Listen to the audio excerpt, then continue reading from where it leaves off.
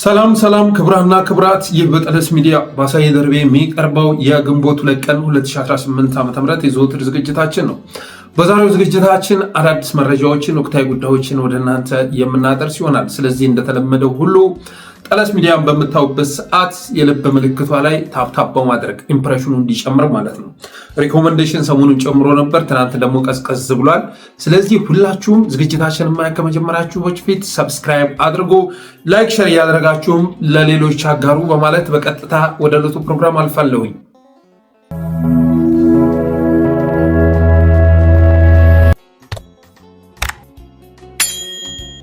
የመጀመሪያ ርዕሳችን እንቅልፍ ያሳጣን መንግስት ያለበትን ሁኔታ ይመለከታል።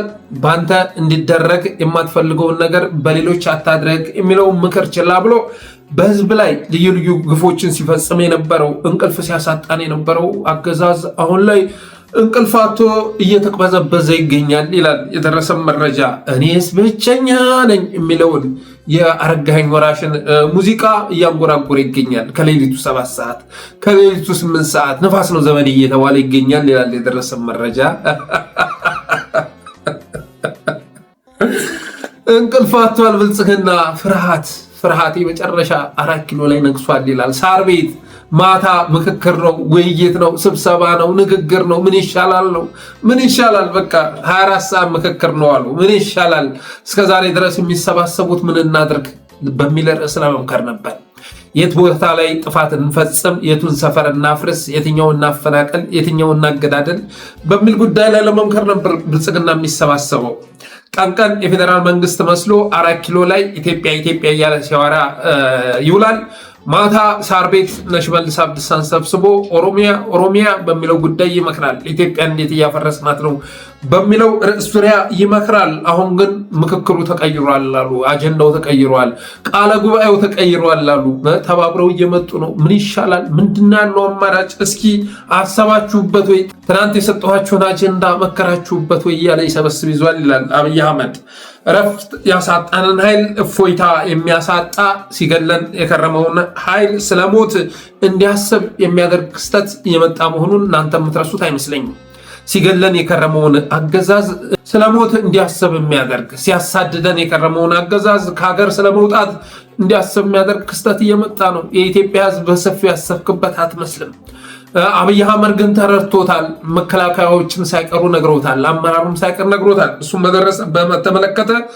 በተመለከተ የደረሰን መረጃም ወደ እናንተ የማደርስ ይሆናል። የሆነ ሆኖ ከሀገር ሲያሳድደን የከረመው አገዛዝ ሀብቱን እያሸሸ ነው ይላል ለጠለስ የደረሰው መረጃ። ሀብቱን እየሸሸ ነው። ብአዴንም ወደ ቦሌ መቃኘት ሊፈቀድለት ስላልቻለ ወደ አስመራ መንጋጠጥ ጀምሯል። ኦህዴዶች ሸሽተው ፈርጥጠው ሳያበቁ ብአዴን ሾልኮ መውጣት አይችልም። ስለዚህ የቦሌ መስመር ዝግ ስለሆነበት ወደ ኤርትራ መንጋጠጥ ጀምሯል አሉ። እንዴት ነው ይሄ ጥምዶ የሚባለው ነገር? እስቲ አንዳንድ ግንዛቤ ፍጠሩልኝ ማለት ጀምረዋል አሉ አንዳንድ አመራሮች፣ በተናጠል ማለት ነው። ብአዴን ስላችሁ በጅምላ አይደለም። እንደነ ተመስገን ጥሩነህ ያለው እስከ መጨረሻው ድረስ አብይ አህመድን የሚከላከለውን ግለሰብ አይደለም። አብዛኞቹ ድምፃቸውን አጥፍተው ከድርጅቱ ማግኘት ያለባቸውን ጥቅም ብቻ እየሰበሰቡ እየጓፈፉ ሲጠባበቁ የነበሩ ኃይሎች ግን ወደ ኤርትራ መደወል ጀምረዋል፣ ወደ አስመራ መደወል ተጀምረዋል የሚል መረጃ ደርሶናል። ኦህዴዶችም ሀብታቸውን ማሸሽ ጀምረዋል። የአብይ አህመድ ማዳት ከሜካፕ ቁጥጥር ውጭ ነው። በካፕከትና በአዶቤ እየተፈገፈገ ነው አሉ። ጎላሉ በቃ ወጣ። በሜካፕ አልሸፈን ሲላሉ በአዶቤ ነው ሲጠረግ የሚውለው፣ በካፕከት ቪዲዮ ማለት ነው። እና ይህም ሁሉ ያመጣው ምንድነው ከተባለ ሰሜኑ ትብብር የፈጠረው ሽብር ነው። የሰሜኑ ትብብር ሲጨፈጨፍ በድሮን ሲወገር የከረመው ኃይል የፈጠረው ትብብር ነው። እና በቂ የሆነ መረጃ ደርሷቸዋልና አብይ አህመድ እየመጣ ያለውን ነገር ተረድተዋል። ነገ ሰብሰብ ብሎ መግለጫ በተሰጠ ማግስት አዳዲስ ነገር እንደሚከሰት ተረድተዋል። ስለዚህ ቀን 4 ኪሎ ላይ ማታ ሳር ቤት ላይ የተሰባሰቡ ምን ይሻላል በሚለው ጉዳይ ላይ ይመከር ተይዟል የሚል መረጃ ደርሶናል። ሌላው እንግዲህ አብይ አህመድ ከቀናት በፊት በፍርሃት ስሜት ትግራይንና ሱዳንን በድሮን ጀልጦ መመለሱ የሚዘነጋ አይደለም። እስከ ካርቱም ድረስ ዘልቆ የሱዳን አየር መንገድ ላይ የሲቪል አየር መንገድ ላይ ድብደባ ፈጽሞ መምጣቱ የሚዘነጋ አይደለም። በተመሳሳይ መልኩ ሽራሮና ሸራሪራም ላይ ድብደባ ፈጽሟል። ያንን ካደረገ በኋላ ፍርሃቱን ለማስታገስ ብሎ ማለት ነው፣ አጀንዳም ለመቀለበስ ብሎ ያንን ካደረገ በኋላ አሁን ላይ አጸፋው ምን ሊሆን ይችላል? ወገቡን እያሸ ማለት ነው። ምኔ ላይ ይጀልጡኝ ሆነ፣ ምኔ ላይ እደበደብ ይሆን እያለ ይገኛል ይላል ሌላኛው መረጃ። የሚቀርም አይደለም፣ አጸፋው የሚቀር አይደለም። ሄደህ ካርቱም ድረስ ገብተህ ደብድበህ መተህ አጸፋውን ሳትቀበል ልትቀር አትችል። ትግራይም በኩል ወጣ ገባ የማለት ጉዳይ ነበር። የፕሪቶሪያው ስምምነት ከፈረሰ ዓመታት ቢቆጠርም ስምምነቱ ያስተሳሰረን ገመድ ምናምን እየተባለ ሲወራ ነበር። ያስተሳሰረን ኢትዮጵያዊነት ነው። የአብይ አህመድ ከዓመታት በፊት ያፈራረሰው የፕሪቶሪያ ስምምነት አይደለም። በአንድ ሀገር ውስጥ የምንኖር ህዝቦች መሆናችን ነው። እጣ ፈንታችን ተመሳሳይ መሆኑ ነው እና የፕሪቶሪያው ስምምነት ከማለት ወጥተው ትናንትና ማስጠንቀቂያ ያዘለ መግለጫ አውጥተዋል። ጦርነቱን ጀምሮታል አብይ አህመድ። እንግዲህ ለአጸፋው መዘጋጀት ነው በማለት መግለጫ ማውጣታቸውን የምትዘነጉት አይደለም። እነ ጀነራል ተሾመን እነ ኢታማዦር ብርሃኑ ጁላንም የሚያስለፈልፋቸው ይሄ ፍርሃት መሆኑን ማወቅ ያስፈልጋል። በሚዲያ ብቅ ብለው የመጨረሻ በራስ መተማመን በሚነበብበት ስሜት ውስጥ ነው ኮራ ብለው ሲናገሩ የተሰሙት። የተበላች ነች፣ የተበላች ዕቁብ ነች፣ ጽምዶ የምትባለው ነገር የተዋነነባት ነው፣ ክብረ ነክ ነች፣ ሉዓላዊነት የምትዳፈር ነች እና ሳትፈለፈል በፊት ትቀጠፋለች፣ ሳም በሳት እንደሚቀልጥ ሁሉ ትቀልጣለች እያለ ሲፎክር የታየው ሀብቱን እያሸሸ ነው። አባቴ እየመጣ ያለውን ነገር ተረድቶ ህዝብ ላይ መረጋጋት ለመፍጠር አቅም አለን ለማለት ታስቦ የሚደረግ ንግግር መሆኑን ማወቅ ያስፈልጋል። በተረፈ የመከላከያ አመራሮች አብይ አህመድን ተደራደር እንዳሉት ተሰምቷል። ተደራደር በግልጽ ማለት ነው። ጀኔራሎቹ እና አለምሸት ደግፌ፣ መሐመድ ተሰማ፣ ሹማ አብደታ፣ መሐመድ ሐሰን እና አሰፋ ቸኮል የሰሜን ምስራቅ እዝ አዛዥ ማለት ነው። ተደራደር፣ ስልጣን ላይ መክረም የምትፈልግ ከሆነ ተደራደር። ይህንን የምንልህ ሌላ ዓላማ ስላለን አይደለም። ባለፉት ጊዜ ባደረግነው ውጊያ አማራ ክልል ገብተን መውጣት አልቻልንም። ሌሎች ኃይሎች ተባብረውብን መጥተው ይቅርና እዙ ሲበታተን ሌላውን ተውና ቤኒሻንጉል ላይ ወደ አፋር፣ ወደ ጋምቤላ፣ ወደ ተለያዩ ቦታዎች ላይ እዙ ሲከፋፈል ሁሉም ነገር ከቁጥጥር ውጭ መውጣቱ ስለማይቀር ተባብረው እየመጡ ነው። ስለዚህ ለመደራደር ሞክር። ሁሉም ጋር ተደራድረህ ችግሩን መፍታት ባትችል እንኳ ቅድሚያ ልትደራደረው የሚገባውን መርጠህ አነስ ያለ ጥያቄ ያለውን መርጠህ ከእሱ ጋር ልትደራደር ይገባል። ካልሆነ ግን ሽንፈት እየመጣ ነው በማለት እቅጩን ነግረውታል ይላል የደረሰን መረጃ። ስብሰባ ጠርቶ አብይ አህመድ እስከ ሰኔ 30 ድረስ ፋኖን ማጥፋት አለባችሁ፣ ፋኖን አጥፍታችሁ ለሌላ ኦፕሬሽን ለሌላ ዘመቻ ዝግጁ መሆን አለባችሁ የሚል ኦሪንቴሽን ሊሰጥ በጠራበት ሰዓት ላይ ጀነራሎቹ እቅጩ ነግረውታል። እቅጩን ይህን የምንነግርህ አንተ ስለምናስብ ነው። ይሄ ስርዓት የኛም ስርዓት ነው። የኛም ህልውና ያለው በዚህ ስርዓት ውስጥ ነው፣ በዚህ ስርዓት መዳፍ ውስጥ ነው። ስለዚህ እንዲወርቅ አንፈልግም፣ እንዲጎዳ አንፈልግም። ስለሚያዋጣው ነገር መደራደር ነው። ከዛ ውጭ ግን በአቦ ሰጥ ተንደርድሮ መግባቱ አደጋ ያመጣል በማለት እንደነገሩት ሰምተናል። አሰላለፍም ተቀይሯል ብለውታል። ትናንት ከጎናችን የነበሩ ኃይሎች ዛሬ እኛ ጋር አይደሉም፣ እንደውም ተሰባስበውብናል። ትናንትና ከትግራይ ጋር ስንገጥም የአማራ ሚሊሻ፣ የአማራ ልዩ ኃይል ነበር፣ የአማራ ፋኖ ነበረ፣ ሌሎች ብሔር ብሔረሰቦችም ከጎናችን ነበር የተሰለፉት። ዛሬ ካውንስል መስርተው እየመጡ ያሉት በሙሉ ትናንት እኛ ጋር ነበር የነበሩት። ኤርትራም ከኛ ጋር ነበር የነበረው፣ ሶማሊያም ከኛ ጋር ነበር የነበረችው።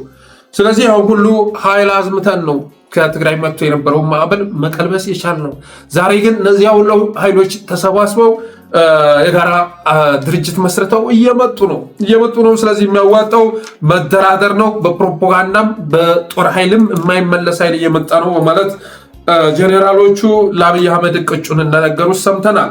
አብይ አህመድ ግን እስከ ሰኔ 30 ድረስ የመጨረሻ ዘመቻ በማወጅ ፋኖን እናዳክም ባናጠፋው እንኳ የክረምት እቅዱን ልናከሽፍ ይገባል የሚል ትእዛዝ መስጠቱ ተሰምቷል። እስከ ሰኔ 30 አምናም ሰኔ 30 ሲባል ነበር፣ ካቻምናም ሰኔ 30 ሲባል ነበር፣ የመጨረሻው ዘመቻ እየተባለ ማለት ነው።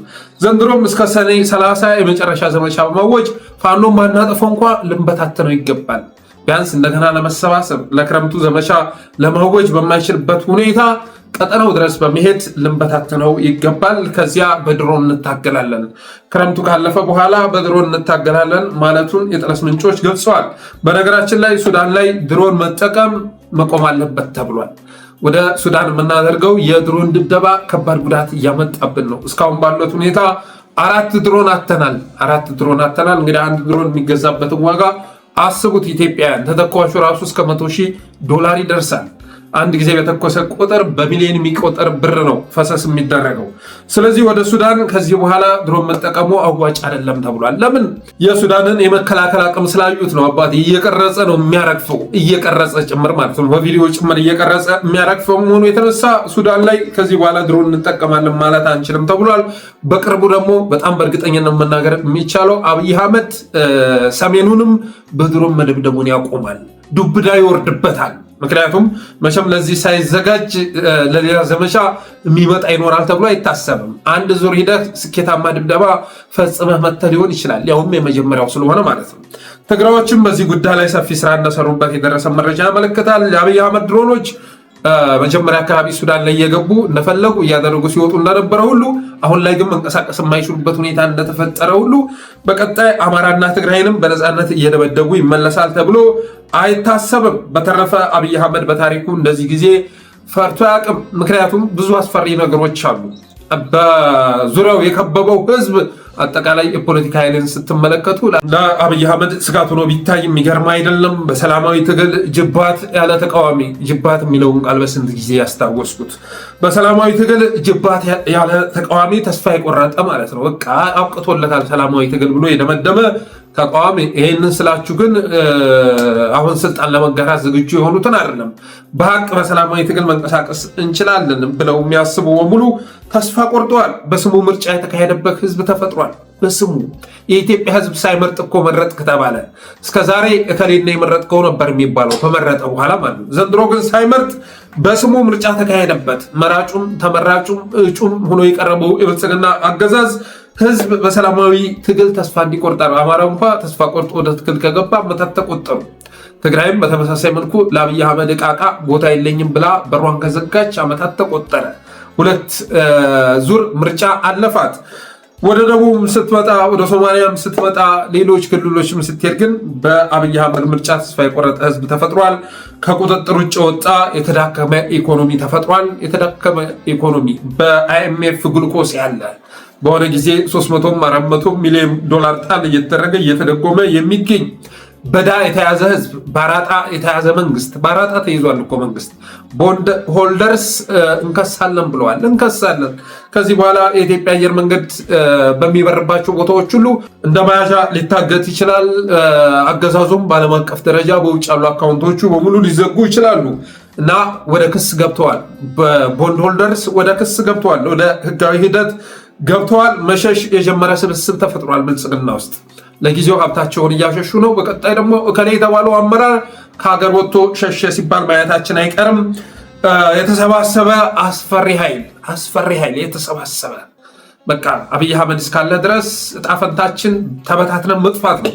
ስለዚህ ተበታትነን ከምንጠፋ ይልቅ ተሰባስበን ብንድን ይሻላል ብሎ የወሰነ ኃይል መፈጠሩ፣ ከጀርባው ደግሞ የተቆጣ ህዝብ ማዘሉ። አሁን የትግራይ ህዝብ ተቆጥቷል። እውነት ለመናገር መጀመሪያ አካባቢ የነበረው ቁጣ ያኔ የመጀመሪያው ዙር ጦርነት ላይ እምብዛም ነበረ። ብዙ ነገሮች አልተቋረጡም። በአግባቡ ያልታሰበበት ስሜታዊ ነገሮች ነበሩ ሲካሄድ የነበሩት። አሁን ግን የትግራይ ህዝብ በቃ የመጨረሻ ወሱናል። ያለው ዕጣ ፈንታ ታግሎ መብቱን ማስከበር ካልሆነ ደግሞ መጥፋት መሆኑን ተረድቷል። መድኃኒት ችግር ሆኗል። ዛሬ ትግራይ ተዘግቶባቸዋል እኮ አካውንታቸው ተዘጋግቷል። ምንም ነገር ከመንግስት የሚሰጡ ነገሮች በሙሉ ተቋርጠዋል። ስለዚህ ትምህርትም እስከ ግንቦት 30 መጠናቀቅ አለበት ተብሎ ነበር። ትምህርት ተዘግቷል። በቀጣይ የሚመጣውን አብረን የምናየው ይሆናል። ይሄ ሁሉ ነገር ስትመለከቱ ታዲያ አብይ አህመድ አለመፍራት አይችልም። ከ15 ቀን በኋላ በነገራችን ላይ በጣም ብዙ ነገር ይከሰታል። በጣም ብዙ ነገር ማለት ነው። የኢትዮጵያን ፖለቲካ ወደፊት የሚያስፈነጥሩ፣ ትግሉን ወደፊት የሚያስፈነጥሩ አዳዲስ ነገሮች ይከሰታሉ። ያንን ለማየት 15 ቀን መጠበቅ በቂ ነው ብዬ አስባለሁ። የአብይ አህመድ አማካሪዎች አይናቸውን ጭፍና አድርገው ይሄን ማዕበል ስትራመደው አይተናል በማለፍ ፈንታ ጌታ ኢየሱስ ሽሽ ብሎሃል የሚል ትንቢት መናገር ይጀምራሉ።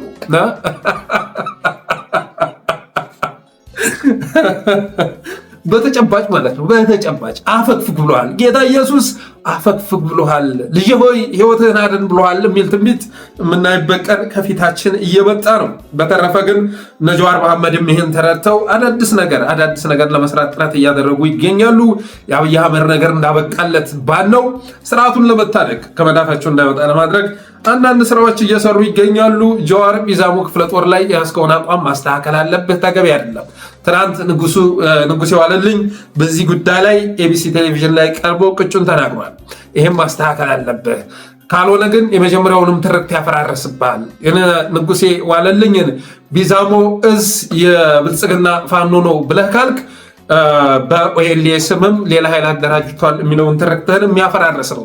ስለዚህ ተቀበለው። እነዚህ ልጆች ቤተሰቦቻቸው የተገደሉባቸው ናቸው።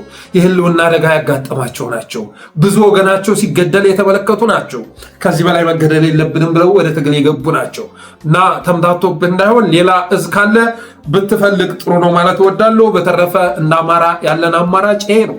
እንደ አማራ ያለው አማራጭ ከሌሎች ጋር መተባበር ነው። ከዚህ በፊት እንደተናገርኩት የአማራ ትግል ያለው አማራጭ 3 ነው። መተባበር፣ ከዛ ውጭ መገበር፣ ሶስተኛው ደግሞ ዋርሎርድ ሆኖ መኖር ማለት ነው። ቅንጣት ታክል ህዝብን አሸናፊ በማያደርግ ትግል ውስጥ ሀብት እያካበቱ መኖር ነው። ለብቻ ይንቀሳቀሳለሁ እያሉ መኖር ነው። ይህም በተመለከተ ከአንዳንድ ወገኖች እየተሰጠ ያለን አስተያየት መሰረት በማድረግ ትናንት በፌስቡክ የሚከተለውን ሀሳብ ለጥፌ ነበር።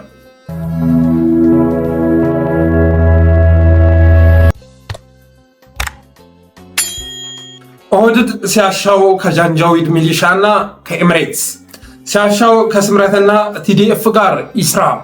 አማራው ግን ኢትዮጵያ ውስጥ ያሉ ኃይሎች ሁሉ ተገንጣዊ ስለሆኑ እነሱን ትቶ ለብቻው ይቆም ይሉሃል። በእነሱ ቤት እኮ አሁን ትግራይ በፌዴራል መንግስቱ እቅፍ ውስጥ ናት። እናም እንላለን አሁን በፌዴራል መንግስቱ ቁጥጥር ስር ያለው ጌታቸው ረዳ እንጂ ትግራይ አይደለችም። በፌዴራል መንግስቱ ቁጥጥር ስር ያለው ጌታቸው ረዳ እንጂ ትግራይ አይደለችም።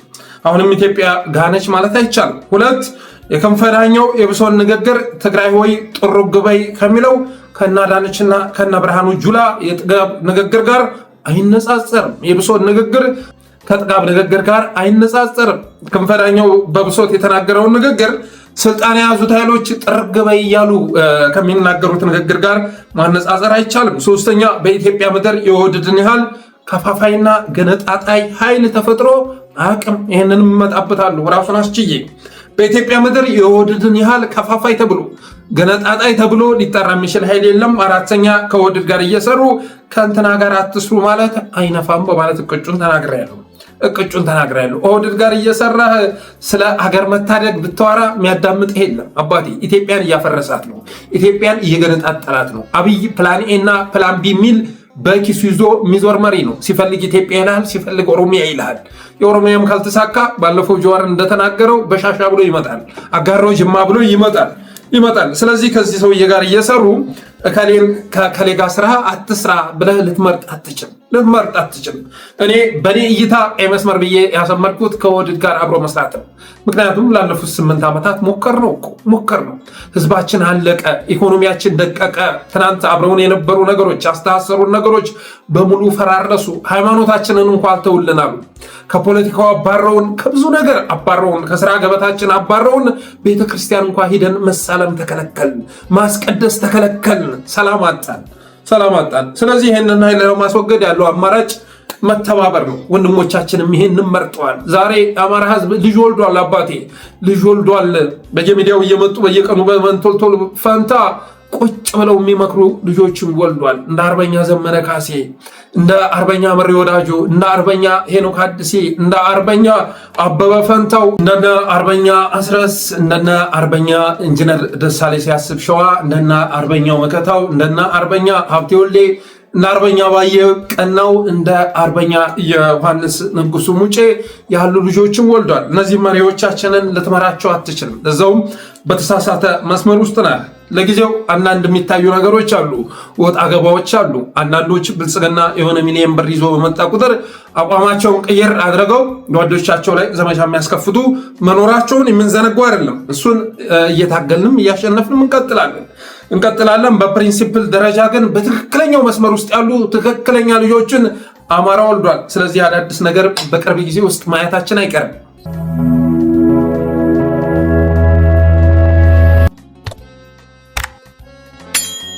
ሌላው የብልጽግናን መድረክ ይመለከታል። ብልጽግና ሰሞኑን በስራ አስፈጻሚ ደረጃ ከፍተኛ አመራሩን ሰብስቦ እንደነበር የሚገልጽ መረጃ ደርሶናል። አብይ አህመድ ማለት ነው። ስብሰባውን የመራው አብይ አህመድ ነው። ምርጫው ብዙ ፕሮፓጋንዳ ከውጭም ከውስጥም ተሰርቶበታል። የመጀመሪያውን አጀንዳ እያቀረብኩ ነው። በስብሰባ ላይ የተነሱ አጀንዳዎች ምርጫው ብዙ ፕሮፓጋንዳ ከውጭም ከውስጥም ተሰርቶበታል፣ ግን በታሪክ ታይቶ የማይታወቅ እያል እንገግም ተብሏል። ምርጫችን ላይ ብዙ ፕሮፓጋንዳ ቢሰራበትም ከምርጫው በፊትም ከምርጫው በኋላ ብዙ ስራ ቢሰራበትም ለማንቋሸሽ ብዙ ጥረት ቢደረግም በታሪክ ታይቶ የማይታወቅ እያል መገገም አለብን በማለት አብይ አህመድ አቅጣጫ መስጠቱን ሰብተናል። የተወሰነ ፐርሰንት ለሀገሮቻችን እንስጥና ታሪክ እንስራ ተብሏል። ይህንን በተደጋጋሚ ያወራሁበት ስለሆነ አልደግመውም፣ በቅርብ ጊዜ የምናየው ስለሆነ ማለት ነው። እግረኛ ሰራዊታችንን በፍጥነት እናደራጅ ተብሏል። ይህንን በተመለከተም አማራ ክልል ላይ የተሰማ አዳዲስ ነገር አለ። እግረኛ ሰራዊታችንን በፍጥነት እናደራጅ፣ የማይናቅ ከባድ ኃይል እየመጣ ነው። ይህ ጉዳይ ለፌዴራል የሚተው መሆን የለበትም። እያንዳንዱ ክልል ለተልዕኮ ዝግጁ መሆን አለበት ብሏል አብይ አህመድ። እያንዳንዱ ክልል በፕሮፓጋንዳውም በጦር ሜዳውም አሸናፊ ለመሆን ሁሉም ክልል የራሱን ዝግጅት ማድረግ አለበት በማለት መናገሩን የደረሰ መረጃ ያመለክታል። ሙስጠፌ በፊት አውራሪነት ተመርጧል። በቀጣዩ ዘመቻ ላይ ሙስጠፌ መሐመድ ሶማሌ የማስተባበር ስራ እንዲሰራ ከቲፒኤልኤፍም ጋር ቅራኔ ስላለው ሙስጠፌ በግልጽም በሚዲያ መጥቶ በቅርቡ ተናግሯል። የሶማሌ ህዝብ በቲፒኤልኤፍ የሚመራበት እድል ሊኖር አይችልም በታሪክ በማለት ተናግሯል። ይገነጠላል እንጂ በማለት ተናግሯል። ያንን መብት ማናጎናጸፈ? ትናንትናም ቢሆን በአብዲ ኢሌ ነበር ሲመራ የነበረው፣ ዛሬም በአንተ ነው እየተመራ ያለው። ትናንትና አብዲ ኢሌን የሚያዘው ነበረ፣ ዛሬም አንተን የሚያዝህ አለ አይደለም። ራስህን ያለማንም አዛዥ ነፃ ሆነህ የምትንቀሳቀስ አመራር አድርገህ መቁጠርህ ልክ አይደለም። ይህ አነጋገር በሌላ አማርኛ ሲገለጽ ሶማሌን የማስተዳደር እጣ ፈንታው ከኔ መዳፍ ከወጣ እገነጥላለሁ እንደማለት የሚቆጠር ነው። እንደዚህ አይነት ጮርቃዎች ናቸው ሁሉም ቦታ ላይ ስልጣን ያዙ ማለት ትችላላችሁ። ይህንን አስተሳሰብ የሚያቀነቅነው ሙስጠፌ ከኦሮሚያ አለቆቹ ያለውን አስተሳሰብ ስለሚረዳ ነው። የእነሱን አቋም ስለሚረዳ ነው። ኢትዮጵያን እናደርጋለሁ፣ ኢትዮጵያ እንደዚህ መሆን አለባት ካላልክ ስለመገንጠል የምታወራ ከሆነ ይፈልጉታል። ፎርዛት ማተር ለሶማሌላንድ እውቅና ለመስጠት እየቋመጡ የሚገኙት ፕላን ቢ ስላላቸው ነው እና አብይ አህመድ ማለት ነው። ነገ እንደ ኦሮሚያ ለመንቀሳቀስ እቅድ ስላላቸው ነው። የሆነ ሆኖ ግን ክልሎች መዘጋጀት አለባቸው ተብለዋል። ሙስጠፌ ከባድ ኃላፊነት ተሰጥቶታል ይላል። ትናንት ኦብነግ መግለጫ እንዲሰጥ አድርጓል። ሙስጠፌ ኦብነግ ማለት ነው። ግን ዝቅ ብላችሁ ስታነቡ ደግሞ ወደ መጨረሻው ምዕራፍ ላይ ስትደርሱ ሀቁ ይገለጽላችኋል። ይሄ ኦብነግ መግለጫ ያወጣው አብይ አህመድ ያደራጀው መሆኑን ትረዳላችሁ። አብኖችን እስር ቤት አስገብቶ እነበለጠ ሞላን አብን ብሎ እንደሚጠራቸው ሁሉ የራሱን ኦኤልኤ እንዳዘጋጀ ሁሉ የራሱን ፋኖ አደራጅቶ በአለም ሳጋ በመሳሰሉ ቦታዎች ላይ እገታ ሲያስፈጽም እንደነበረ ሁሉ በነጸዳሉ በነቆራጡ የሚመራ ማለት ነው። የራሱን ኦብነግ ማደራጀቱን ትረዳላችሁ። በተረፈ ግን ዋነኛው ኦብነግ በሰላማዊ ትግል ተስፋ ቆርጦ ወጥቶ የካውንስሉም አባል ለመሆን እየተዘጋጀ መሆኑን ገልጿል። የእነ አብይ አህመድ ፍርሃት ግን እየገነገነ በመምጣቱ የተነሳ ፕሮፓጋንዳው እዚህ ደረጃ ደርሷል። ብአዴንን ቀኝ ወሮታል ተብሏል። ብአዴን ቀኝ ወሮሃል፣ ራስን አጥራ የሚል ትእዛዝ ተሰጥቶታል። ሌሎቹም የክልል አመራሮች ውስጣችንን እናጥራ፣ በስርዓቱ ላይ የሚያልጎመጉምና የማታምኑት ካለ የማጥራት ስራ ያስፈልጋል፣ አዳዲስ ፊቶችን ወደፊት ማምጣት ያስፈልጋል በማለት ተልዕኮ መስጠቱን ሰምተናል። ሌላው በየትኛውም ጊዜ ህዝባዊ አመፅ ሊነሳ ይችላል ብሏል አብይ አህመድ። በየትኛውም ጊዜ ባላሰብነው ጊዜ ህዝባዊ አመፅ ሊነሳ ይችላል። ይህንን ከግምት ውስጥ ከታችሁ መንቀሳቀስ አለባችሁ በማለት መናገሩን ሰምተናል። አብይ አህመድ የኢትዮጵያን ህዝብ ኑሮውን እየለወጥንለት ነው፣ እያሳደግነው ነው፣ ኢትዮጵያ እያንሰራራች ነው ከማለት ወጥቶ እውነቱን መጋፈጥ ጀምሯል አሉ። ከሰሜን እየመጣ ያለው ኃይል እውነቱ ጋር እንዲተያይ አድርጎታል። ስለዚህ ህዝብ እንደመረረው ተረድቶ በየትኛውም ጊዜ ህዝባዊ አመፅ ሊነሳ ይችላል። መፍትሄ ብሎ ያስቀመጠው ደግሞ ምንድን ነው? አፈሳና አፈና ነው። በየቀበሌው በየክፍለ ከተማው የነቁ እና ሌሎችን ሊያነቁ የሚችሉ ሊያደራጁ የሚችሉ ግለሰቦችን የመለቃቀም ስራ መሰራት አለበት በማለት ማዘዙን ሰምተናል። ሰሞኑን የሚከሰተውን አይታችኋል። አርሲ ላይ በተፈጸመ ጥቃት የተጠረጠሩ የአዲስ አበባ ቀሳውስት በቁጥጥር ስር እየዋሉ ይገኛሉ። አስባችሁታል? አንድ እንንበርከክ ግድል ተንበርከክ ውስጥ ወደ ስላሴ ሁላችንም እንንበርከክ ሁላችን ሁለት እጃችን አንስተን እንንበርክክ። እግዚአብሔር ይፈርዳል። በቅርብ ቀን እግዚአብሔር ፍርዱን ያመጣል። ሁላችን ወደዛ እንንበርክክ። ይኸው ሁላችንም ወደ ሥላሴ እንንበርከክ። ሥላሴ መልሱን እንዲሰጥ እጃችን አንስተን እንንበርከክ። አጋዕዝተ ዓለም ሥላሴ አባታችን መልስ ስጠን፣ መልስ ስጠን። ከአርያም ክንድህን ላክልን፣ ፍርድህን ላክልን። ወገኖቻችን አለቁ፣ ደቀቁ፣ ታረዱ፣ ደማቸው ፈሰሰ። ቤተ ክርስቲያን ተሰደደች፣ ተቃጠለች። የስደቱ ዘመን ይቁም፣ ደም መፍሰስ ይቁም። ማን ይፍረድ? ማን ይፍረድ? ማን ይፍረድ? ማን ይፍረድ? ይሄ አምላክ ይፍረድ። አመስግኑትና ይፍረድ ይሄ አምላክ። ስለዚህ ጉዳይ ሳስብ የበቆቱ ስዩም አንድ ቀልድ ትዝ ይለኛል። ይሄ ቀልድ ምንድነው የሚለው? ቀብር ላይ ነው የሚያወሩት ማለት ነው። ሁለት ለቀስተኞች ቀብር ላይ እና አንደኛዋ መረጃ እየጠየቀች ነው።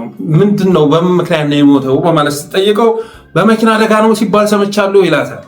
እንዴት የመኪና አደጋ ሊደርስበት ቻለ የሚል ጥያቄ ስታቀርብ ደግሞ በአምቢስ ላይ ነው መኪና የተገለበጠው። ይሁንና 4 ኪሎ አገራማን ብሎ ራቱን እየበላ እያለ ግድግዳውን ደርምሶ ገብቶ ገጭቶ ገደለው አሉ በማለት ያወራታል። እንዴት ነው በአምቢስ ላይ የተገለበጠ መኪና 4 ኪሎ ላይ አደጋ ሊያደርስ የሚችለው በማለት ስጠይቅ ደግሞ እኔ ምን አውቄ አብዛኛው መኪና የሚገለበጠው በአምቢስ ላይ ነው ብዬ ነው በማለት የሚያሾፍበት አንድ ቀልድ አለ እና አብይ አህመድ የትኛውን ቦታ ላይ አደጋ ቢከሰት የአደጋ ምንጩ አዲስ አበባ መሆን አለበት በሚል አስተሳሰብ አርሲ ላይ በተፈጸመ ጭፍጨፋ አዲስ አበባ ላይ ያለን ቀሳውስት ማሰሩን አጠናክሮ ቀጥሏል።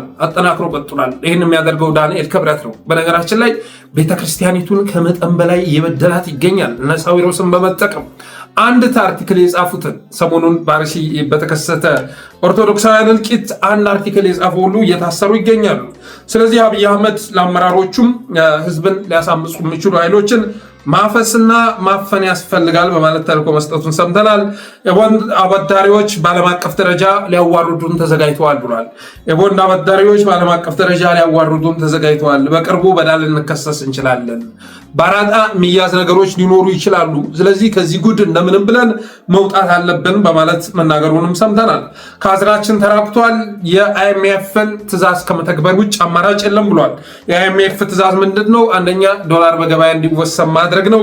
ሁለተኛ ግብር መሰብሰብ ነው። ሶስተኛ ድጎማ ማንሳት ነው።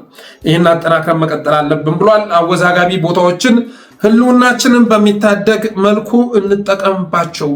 እኛ ስንተርፍ ነው አገሩ የሚተርፈው ማለቱም ተሰምቷል። ይሄ ማለት ስለ ወልቃይት ስለ ራያ እያወራ ነው።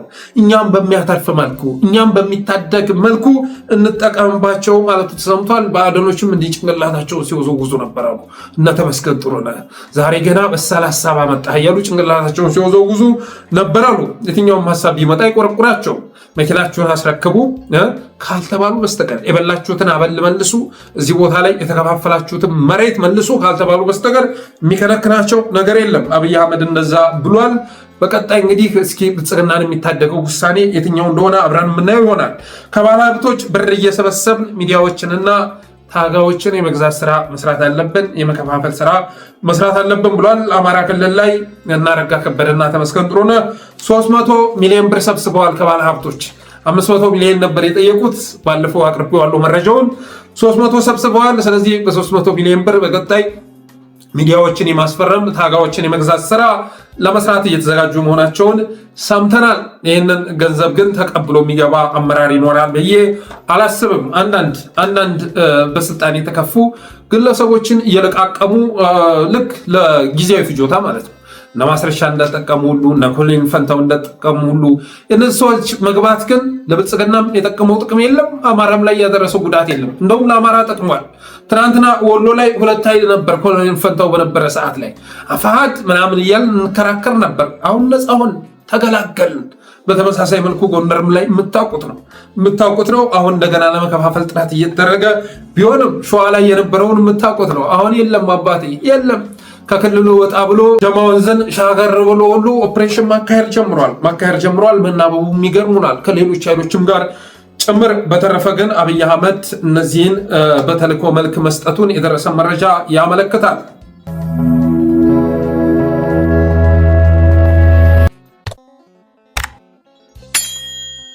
ሌላው የአማራ ሚሊሻን ሰላም አስከባሪ በሚል ስም ጠርንፎ በአብይ አህመድ ቁጥጥር ስር ለማድረግ እየተሰራ መሆኑን ሰምተናል። ድሮን ሲያታልሏት በመጫኛ ጣሏት የተላከልን ወራሪውና ጨፍጫፊው የአብይ አህመድ ስርዓት አማራን በአማራ የማጥፋት እቅድ ከሆነው አንዱ ሰላም አስከባሪ እያሉ የሚጠሩትን የሚሊሻ ኃይል ጠርንፎ በሱ ቁጥጥር ስር ማድረግ ነው።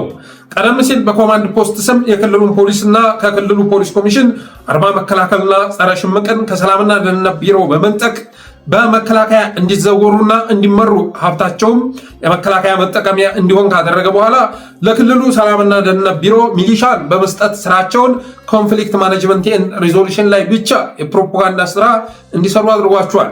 ከዚህ በፊት ሚሊሻን ከፊት በማሰለፍ የሰዓት ራት ሲያደርጋቸው የነበረው ሰወላ ስርዓት በዚህ ሊረካ ባለመቻሉና ለሌላ የባሰ የጦርነትና የእልቂት ዘመቻ ድግስ ሚሊሻውን ብሔራዊ ተጠባባቂ ኃይል በሚል በመከላከያ ውስጥ ለመጠርነፍ እየተንቀሳቀሰ እንደሆነ በቅርቡ ከሰላምና ደህንነት ቢሮ የተገኘ መረጃ ያመለክታል ይላል።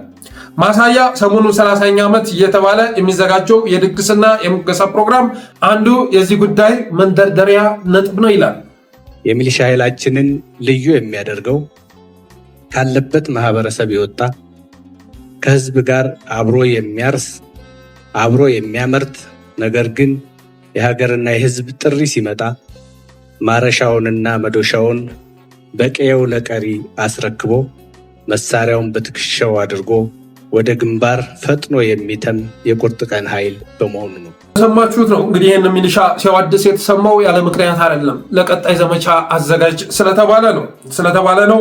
የአማራ ሚሊሻ የጥምዶ ማብረጃ ለማድረግ የጥይት ማብረጃ ለማድረግ አብይ እየሰራ ይገኛል። የኢትዮጵያ ወታደራዊ ኃይሎች ማገዶ ለማድረግ ሰፊ ስራ እየተሰራ መሆኑን ሰምተናል። 51 ዙር የሰለጠነው የኦሮሚያ ልዩ ኃይል የት ሂዶ ነው ብላችሁ ጠይቁ እስኪ። የት ሂዶ ነው ከተባለ ለፕላን ቢ እየተዘጋጀ ስለሆነ ነው። ያ ለፕላን ቢ የተዘጋጀ ሰራዊት ነው። ስለዚህ ለፕላን ኤ የታሰበው ግን የአማራ ሚሊሻ፣ የአማራ አድማ በታኝ እና አማራ ነው። እነ ተመስገን ጥሩነህም ይህንን እቅድ ለማሳካት እየተንቀሳቀሱ ይገኛሉ። 51 ዙር የተመረቀውና ዘመናዊ ጦር የታጠቀው ዘመናዊ ከባድ መሳሪያ የታጠቀው የኦሮሚያ ልዩ ኃይል ግን ዛሬም እጅና እግሩን አጣጥፎ እየተቀለበ ነው። የፕላን ቢ ሰራዊት ስለሆነ ማለት ነው። ፕላን ኤ የሚሞከረው በአማራ ነው። ፕላን ቢ ማለት ታላቋ ኦሮሚያ ነች አይደለም? ታላቋ ኦሮሚያ እንደ ኢትዮጵያ ብለነው ካልሆነ ነገሩ ተብሎ ነው የሚሳበው ፕላን ቢ ማለት ነው። ስለዚህ ፕላን ኤ ኢትዮጵያን የማስቀጠል እንደ ኢትዮጵያ የሚደረገው ሙከራ በአማራ ላይ ነው የሚደረገው፣ በአማራ ሚሊሻ እና በቀጣይም ሚሊሻውን ትልቅ ድግስ ደግሰውለታል። ዘመድ ያላችሁ የምታተርፉበት ጊዜ አሁን ነው። ከባድ ነገር እየመጣ ነው። ከባድ ነገር ማለት ነው። በሚሊሻ ይቅርና በየትኛውም ሜካናይዝድ ጦር የማይቆም ኃይል እየመጣ ነው። ይሄ እንደው ፕሮፓጋንዳ እንዳይመስላችሁ። እኔ ካለ መረጃ ተነስቼ ነው እያወራሁ ያለሁት፣ ፕሮፓጋንዳ አይደለም። እስካሁን ያወራኋቸው ነገሮች በሙሉ ውድ ጠለስ ሚዲያ ቤተሰቦች በአንድ ወር ጊዜ ውስጥ የምናያቸው ናቸው። ወደፊት በአንድ ወር ጊዜ ውስጥ በሚሊሻ የሚቆም አይደለም፣ በሪፐብሊክ ጋርድ በመከላከያ የሚቆም ኃይል አይደለም። አባቴ አበል የተከፈለውና የተከፋ እኩል ጦር ሜዳ ላይ ሊጋጠሙ አይችሉም። ያኛው የተከፋ ኃይል ነው። ከጀርባው የተከፋ ያዘነ ተስፋ የቆረጠ ህዝብ ያሰለፈ ኃይል ነው እየመጣ ያለው። ይሄኛው ደግሞ አበል ነው። አበል ተቀብሎ የሆኑ ነገሮችን ለመሙላት አረቄ ለመጠጣት ጠጅ ለመጠጣት አስቦ ወደ ዘመቻ የገባ ኃይል ነው። ይህ ኃይል ያልተማረ ኃይል በመሆኑ የተነሳ ነገ ማገዶ ሊያደርጉት ይችላሉ። ፎርዛት ማተር እኔ ያን ያህል የአማራ ሚሊሻ ኖረም አልኖረም እንደ አማራ ይጠቅማል ብዬ አስቤ አላውቅም። ምክንያቱም ታማኝ መንግስት እስካልመጣ ድረስ ትናንትናም በ97 ምርጫ አማራውን ረግጦ ጭንቅላቱን ጨፍልቆ ያስረከበው ይሄ ሚሊሻ ነበር። በተለያዩ አካባቢዎች ላይ ማለት ነው። አድማ እንዳይነሳ ምን እንዳይል ሲያደርግ የነበረው ያው ሚሊሻ ነበር። አዲስ ርዕዮት እየተማረ አድጎ ለአማራ ይጠቅማል ብዬ አላስብም። ዛሬም መደመር የሚለው ነገር ተጀንጅኖ ተሰብኮም ብሎ በጸረ አማራነት መስመር የተሰማራ ነው እና የአማራ ሚሊሻ ሱኪም በለው ውዥግራም በለው ምንም በለው ህዝብ ላይ ነው።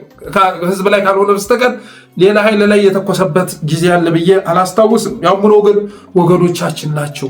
በከንቱ ማለቅ የለባቸው፣ መርገፍ የለባቸው። የጥይት ማብረጃ ላይ ያደርጓቸው ነው እና ዘመን ያላችሁ በተለያየ አማራጭ ድምፅ መሆን ያስፈልጋል። ይህን ያልተማረ ገበሬ ሊያረግፉት ነው እና አብይ አህመድ 51 ዙር ያሰለጠኑትን ልዩ ኃይል እስካሁን ድረስ አስታጥቀው እየቀለቡ ናቸው።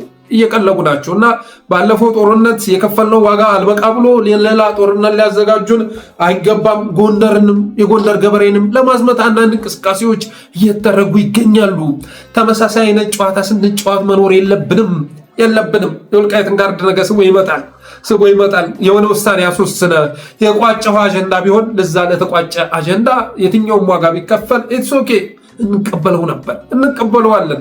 አትሊስት ተመልሶ ያለቀ ጉዳይ ቢሆን ማለት ነው። ያኔ የቆመበት ቦታ ላይ አቁመ እንደገና ህዝብ ካስበላህ በኋላ ነገም እንደገና ይህንኑ አጀንዳ እያመጣ እያንዘፋዘፍክ የመኖር እቅድ ያለው እንደዚህ አይነት ኢንተረስት ያለው ኃይል አሁንም በሰፊው እየተንቀሳቀሰ ይገኛል። ይሁንና ግን ለወገናችን የምናስብ የሚመጣው ኃይል በሚሊሻ የሚቆም ስላልሆነ ማድረግ ያለብንን በማድረግ ከዚህ ዘመቻ ውጭ እንዲሆን ማድረግ ያስፈልጋል ብዬ አስባለሁ። ተመስገን ጥሩነህ የተባለ ሚሊሻ የጤና ጣቢያ ዘበኛ የነበረ ሰው ሚሊሻ አልባ ክልል ለመፍጠር እየተንቀሳቀሰ ስለሆነ ይሄንን እቅዱን ማክሸፍ ያስፈልጋል።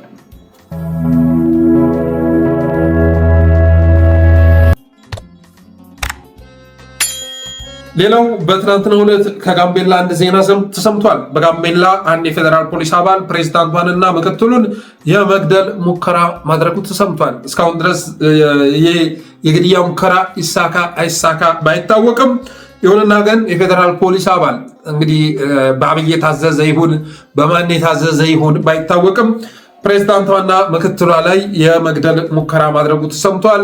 ዜናውን ረገብ አድርገው ማታ አውጥተውት ነበረ። ጋምቤላ ቤተመንግስት አካባቢ ላይ ተኩስ ነበረ። ይሁንና ከአንድ የፌዴራል ፖሊስ የተተኮሰ ነው። ስለዚህ ሙሉ መረጃ እንደደረሰን አጣርተን የምናቀርብ ይሆናል የሚል መግለጫ ወጥቷል። በጠረስ ሚዲያ በኩል ግን ለማጣራት ስንሞክር የተተኮሰው ፕሬዝዳንቷና ምክትሏ ላይ መሆኑን ሰምተናል። ብልጽግና ራሱን መጠበቅ ተስኖታል። አሁን አይታችሁ ከሆነ ራሱን መጠበቅ ተስኖታል። ለምሳሌ ያህል ከ2-3 ሳምንት በፊት ጄኔራሉና 3 ኮሎኔሎችን ማስተዋስ በቂ ነው። በቢዛሞ ክፍለ ጦር የተበሉትን ጀነራልና ኮሎኔሎች ማስተዋስ በቂ ነው። ዛሬ ደግሞ ትናንት ደግሞ ፕሬዝዳንቷና ምክትሉ ላይ መተኮሱን ሰምተናል። ነገ ደግሞ አብይ አህመድ ላይ ሲወራ እንሰማ ይሆናል። ሁኖስ ማን ያውቃል? ነገ ደግሞ አብይ አህመድ ተሳተ ወይም ደግሞ ተመታ የሚል ዜና ሊወጣ ይችላል። ምክንያቱም በሌሎች ተጀምሯልና በጀነራሎቹም ላይ እየታየ ነው፣ በፕሬዝዳንቶቹም ላይ እየታየ ነው። ነገ ደግሞ ወደሱን ሊመጣ ይችላል። እርግጥ እኔ ጋምቤላ ላይ ፌዴራል ፖሊስ የሚታዘዘው በፌዴራል መንግስት እንደመሆኑ መጠን በእነ አብይ አህመድ የተፈጸመም ሊሆን ይችላል። ለሴራ አስበውትም ሊሆን ይችላል። ጋምቤላን ኮንትሮል ለማድረግ አስበውም ሊሆን ይችላል። ልክ ትናንትና ሰኔ 15 ላይ አማራ ምድር ላይ እናደረጉት። አብይ አህመድ ብዙ ጊዜ የደም ግብሩን የሚያስገባው ሰኔ ላይ ነው። ዘንድሮም ሰኔን ጠብቆ ነው። አስባችሁታል? ሰኔ 1 ቀን ነው ጋምቤላም ላይ ጥቃት የተፈጸመው። ብዙ ነገሮችን እስካሁን ድረስ የተከሰቱ አቤት ክንውኖች የምትመለከቱ ሰኔ ላይ ነው። ትናንት ሰኔና ሰኞን ጠብቆ ፕሬዝዳንቷን የጦስ ዶሮ ሊያደርጋት ነበረ። ይሁንና ግን ጉዳት ይድረስ አይድረስ የተረጋገጠ ነገር የለም። ሌላው እነ አበባውና ጄኔራል አበባውና መሐመድ ተሰማን ተወት አድርጎ አብይ አህመድ እነ ሳሞራን እነ ጻርቃንን መንከባከብ ጀምሯል። እነ ጻርቃንና እነ ሳሞራን መንከባከብ ጀምሯል። ቃለመጠይቅም የሚደረግላቸው እነሱ ሆነዋል። በእነ ሳሞራ በኩል ሆኗል ፕሮፓጋንዳ የሚሰራው። እየተሸነፍክ ስትመጣ እንደዛ ነው። ተስፋ እየቆረጥክ ስትመጣ እንደዛ ነው። አባቴ በበረከት ስምዖን ስም ባለቤቱ ሳያቅ ማለት ነው። ሳያቅ ያልተናገረውን ተናገረ ብለህ በረከት ስምዖን የሰጠው አጭር ማብራሪያ ጋዜጣዊ መግለጫ እያልክ ታወራለህ። አርከበ ቁባይ አሁን ባለፈው በአርከበ ስም የሆነ ፕሮፓጋንዳ ሲያንሸራሽሮ ነበር። የትግራይ ኃይል ቁሞ ቀረ እንደሆነ ከለውጥ ጋር መሄድ የማይችል መሆኑን ዘመናዊ መሳሪያ ያልታጠቀ መሆኑን ማንጋ እንደሚጋጠም ያልገባው ቁሞ ቀረ ስብስብ መሆኑን የሚገልጽ ፕሮፓጋንዳ በአርከበ ቁባይ ስም ሲነዙ ነበር። በለማ መገርሳማ በየቀኑ ነው በለማ መገርሳ ስም ሀሳባቸውን የሚያስተላልፉት። ያልተናገሩትን ተናገሩ እያሉ ስማቸውን እየተጠቀሙ ማለት። ይሄ ሁሉ የሚያሳየው ምንድነው ካልክ ተስፋ መቁረጥ ነው። አብይ አህመድ በራሴ አንደበት ብናገረው ህዝብ አያዳምጠኝም። ስለዚህ ስለማያዳምጠኝ እስኪ አርከበን ላምጣ፣ ከአዳነች አቤቤ ይልቅ በአርከበ ቁባይ ስም ባስተላልፍ ይሻላል፣ ከኔ ይልቅ በለማ መገርሳ ስም ቢወጣ ይሻላል ይህ ሀሳብ እየተባለ ነው የሚገኘው። ከዳንኤል ክብረት ይልቅ በረከት ስምዖን ቢናገር ነው የሚሻለው እየተባለ በስማቸው ፕሮፓጋንዳ እየተሰራ ይገኛል። ትናንት በብርታቱ ዘመን ንቋቸው የነበሩትን ያለ ፈቃዳቸው ፕሮፓጋንዳ ይሰራባቸው ይዟል።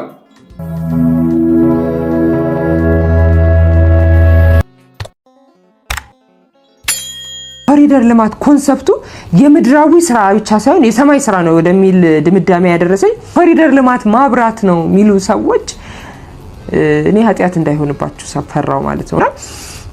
የብልጽግና ፓርቲ አባል መሆን ብለሲንግ ነው። ኮሪደር ልማት የሚባለው እስከዛሬ ድረስ ማብራት ነው ብልጽልጽ ነው ምናምን ስትሉ የነበራችሁ እውነት በጣም ታሳፍሩ። በቃ እድለኛ ነኝ የዚህ ፓርቲ አካል መሆን መቻል በጣም በቃ ብለሲንግ ነው የእውነት።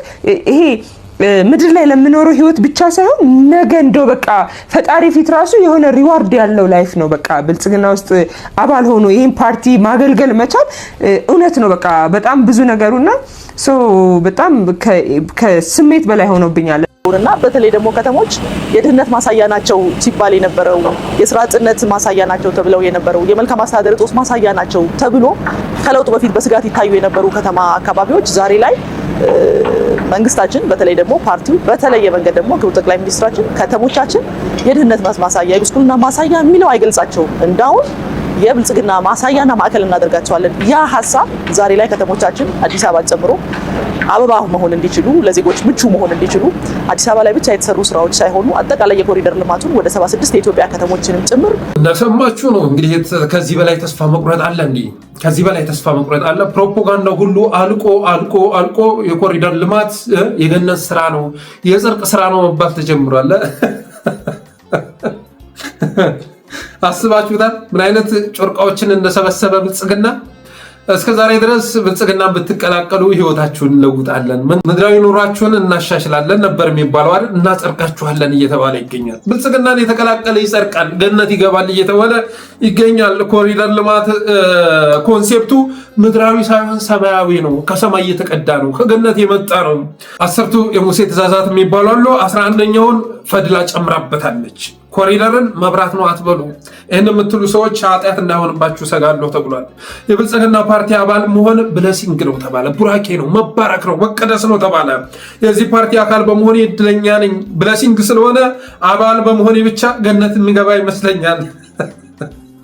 እኔ እንጃ ብልጽግናን የሚገልጽ ቃላት አጥቻለሁ፣ ከስሜቴ በላይ ሆኖብኛል በማለት ተናገረች እህታችን።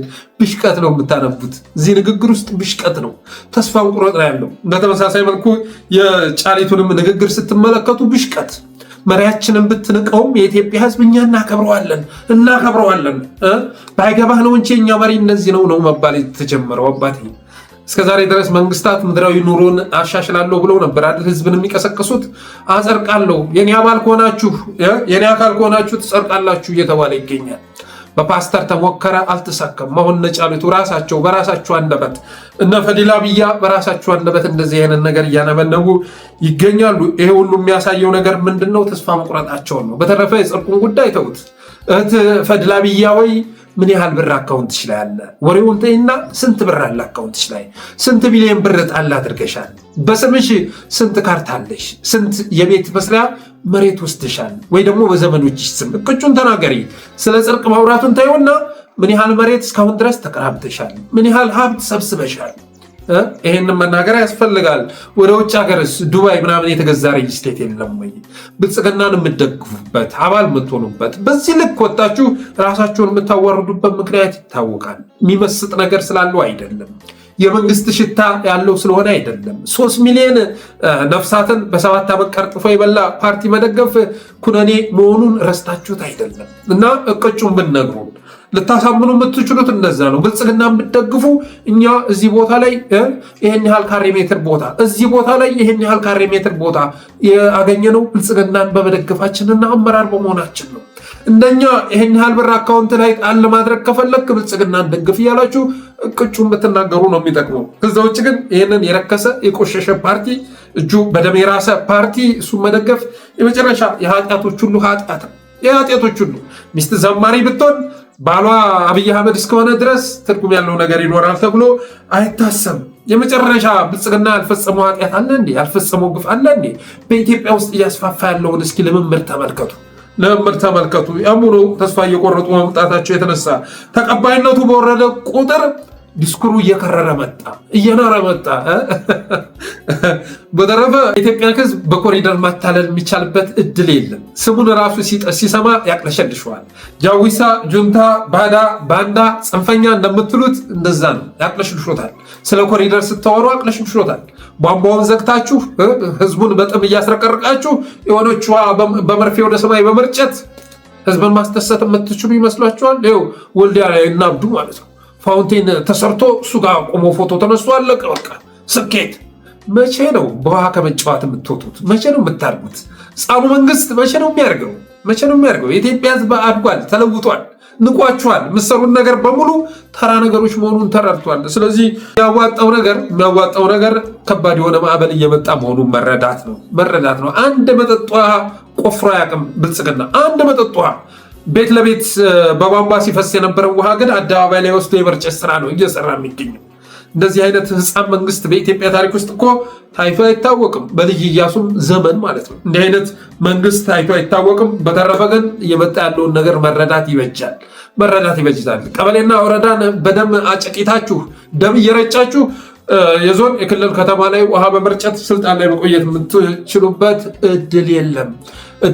ይህንን ብልጽግናዎችም ተረድተዋል። የተረዱት ደግሞ ከመሪያቸው ነው። መሪያቸው ራሱ አሁን ላይ ፍርሃቱን መደበቅ የማይችልበት ሁኔታ ላይ ይገኛል። በቀጣይ ደግሞ በግልጽ አብይ አህመድ አገር ጥሎ ወጣ ሲባል መስማታችን አይቀርም እላለሁ። በተረፈ አብራችሁ ስለቆያችሁ አመሰግናለሁ። እስኪ ሰብስክራይብ አድርጉ። ሁላችሁም ከመውጣታችሁ በፊት ሰብስክራይብ አድርጉ፣ ሜምበር ሁኑ፣ ስቲከሮችን አበርክቱ በማለት የዛሬ ዝግጅት ቋጫለሁ። ክበሩልኝ።